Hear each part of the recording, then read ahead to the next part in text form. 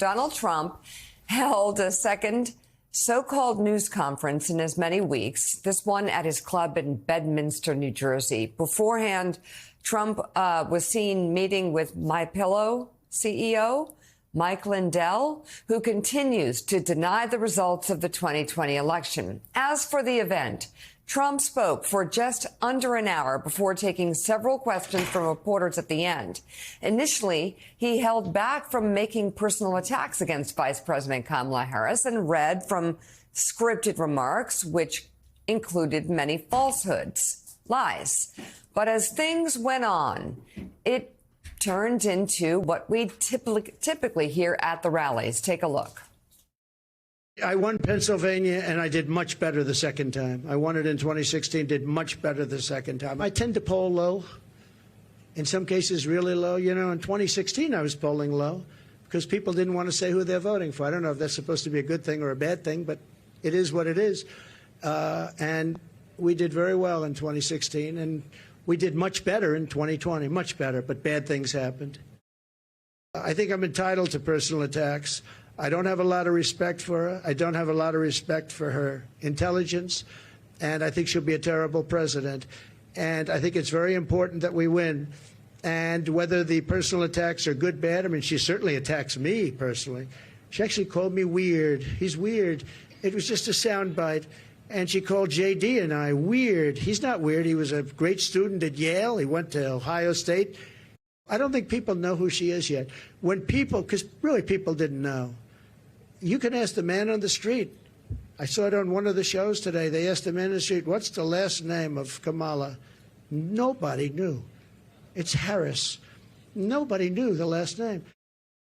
And she's a very strong communist lean. You're all going to be thrown into a communist system. It's a communist system. You're going to be thrown into a system where everybody gets health care.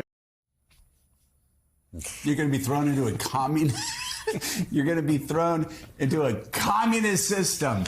By the way, Willie, let's see here. Let me just check. The Dow over 40,000 yesterday, 40,500. Our economy, inflation cooling, actually stronger relative to the rest of the world than any time over the past half century. Our economy, unbridled capitalism, whether you like it or not, unbridled capitalism ruling the day in America. More billionaires than ever before, more millionaires than ever before, more wealth created than ever before. You look at real wages for working Americans, it's been going up, as you pointed out yesterday, Willie, consistently for quite some time. So what he just said is wrong, and it's more of a sort of a denigrating of the United States of America. We are a great country. We are a strong country. We are economically powerful. Again, this so-called communist country has a state like Texas that has a bigger economy than Russia. California, a bigger economy than India. We are strong and powerful. We are wealthy. Our economy better than any in the world. And nobody across the world thinks, oh, those Americans, they're communists. No, they're like those Americans. American capitalism keeps rolling on, keeps getting stronger, keeps getting more powerful. Yeah, the timing, among many other things yesterday, was way off. Even on Fox, if you watched it there, he was talking about how the economy was cratering, the markets are tanking, as a little box in the corner of the screen showed the markets soaring. And this came one day after that inflation report that heartened so many economists, liberal and conservative, showing that inflation had really cooled, that grocery prices are up just 1% year over year. And the entire sort of idea of this press conference, he was standing, we'll play another very bizarre clip of him standing in front of boxes of Cheerios and talking about how he wanted to take the Cheerios back to his cottage and have a lot of fun with them. We can get into that later. Huh. but the prices of groceries How do you still do too that? high, as we stipulate, still too high. But in the 24 hours before he had that press conference, this report came out showing that prices are cooling. So he's flailing. I guess, Mike, he thinks in some way, because he's doing them so often, 2 within the space of a week, 1 at Mar-a-Lago, 1 at Bedminster yesterday at his members-only clubs, that these help him somehow, that he's maybe baiting Vice President Harris into doing a press conference of his own. But the more he talks, the less sense he makes to a lot of people, not to his hardcore supporters, but to a lot of people. And as we keep saying, the Harris campaign is thrilled to have this kind of material out there once a week. Well, don't you think that he does these press conferences, or whatever you want to call them, just because he wants to see himself on TV? He wants to be on TV. That's who he is. Yesterday was tough. I mean, there were a couple of day baseball games. I was watching those in the afternoon, but I decided to watch the former president at his press conference surrounded by groceries. And it was a tough watch. You have to have a lot of time on your hands to listen to him. And to Joe's point, he continually, no matter how he begins whatever soliloquy he's talking about, whether it's about Cheerios, whether it's about the economy, he ends up running this country into the ground, no matter what topic it is. In one element, he was talking about the dangers to Jewish people in this country. And he said it's so severe that, here's the quote, Sam played it earlier, maybe we have it today, we'll play it further. Honestly, you don't have a chance. So you don't have a chance. If you're living in America under who he calls Kamala. What does he call her? Kamala? He knows how to say it, by the way. In private moments, he says it correctly. Yeah.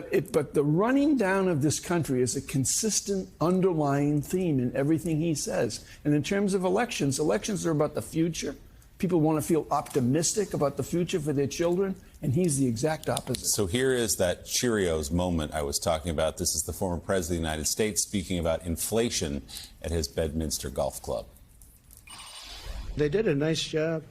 Wow, I haven't gotten to see. That's good. I don't like the tags very much. Look at that, up 46% eggs. Wow, up 65%.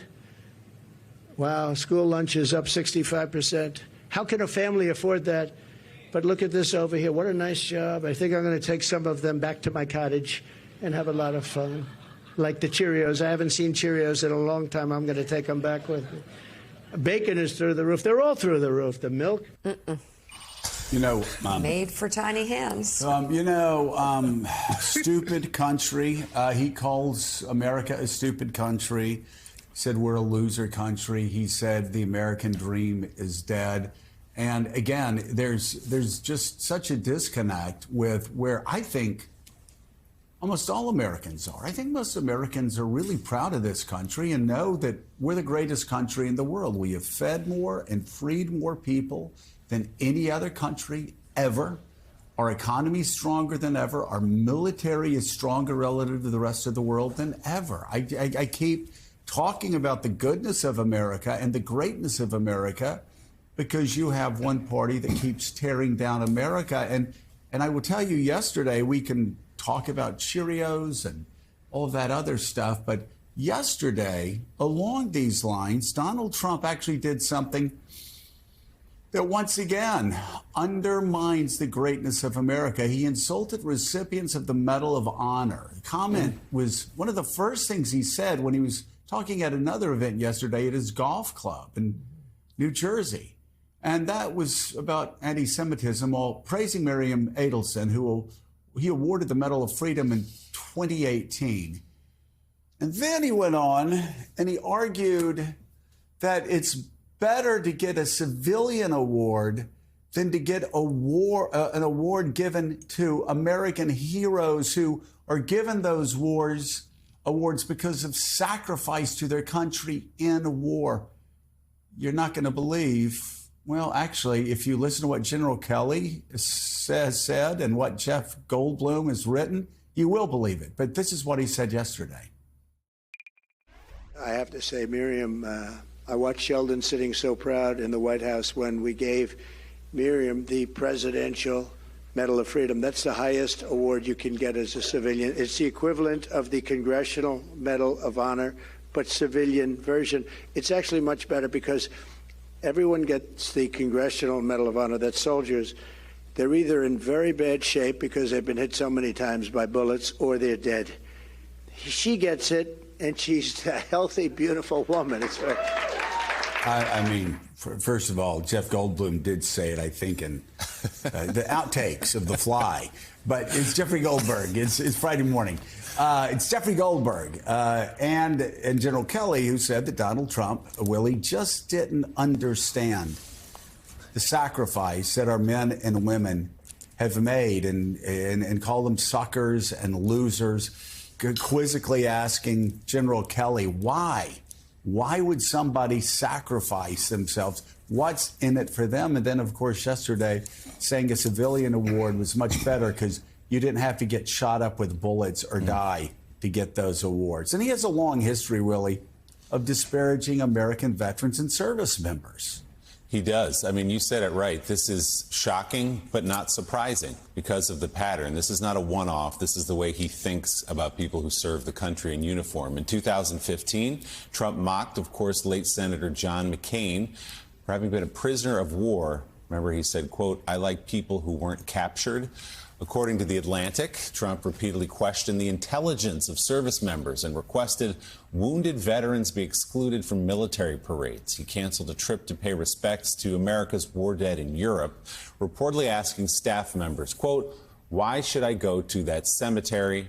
It's filled with losers," talking about Americans who died in war. In a separate conversation, Trump referred to the more than 1,800 Marines who lost their lives at Belleau Woods as suckers for getting killed, suckers. And when a U.S. Navy SEAL was killed in a covert mission in Yemen, Trump, who was the commander-in-chief, passed the blame to his generals, saying, quote, "They lost Ryan." Eugene Robinson, though, boy, that clip really captures Donald Trump, doesn't it? I mean, it's infuriating to those of us who have such deep respect for military veterans and for those who earn the Congressional Medal of Honor. But it shows who he is, which is he doesn't understand the sacrifice of the people who earned that award. But boy, if you're famous and you're rich and he perceives you as beautiful and you meet the casting call, you're the real winner. Yeah, there's something really warped inside of him. There really is. There's just something. I guess the word weird is overused, but all of that we just played is weird, and it is just appalling that he would speak of America's heroes that way. I mean, the heroes, many of whom made the ultimate sacrifice for their country, and he simply does not get it. He doesn't understand. There's a connection there that's not being made, and you saw it the 4 years he was president, and boy, if he ever became president again, I would really worry about this country because of that emptiness, that lack inside of him, that lack of empathy, that lack of patriotism. It's just not there. It's not there.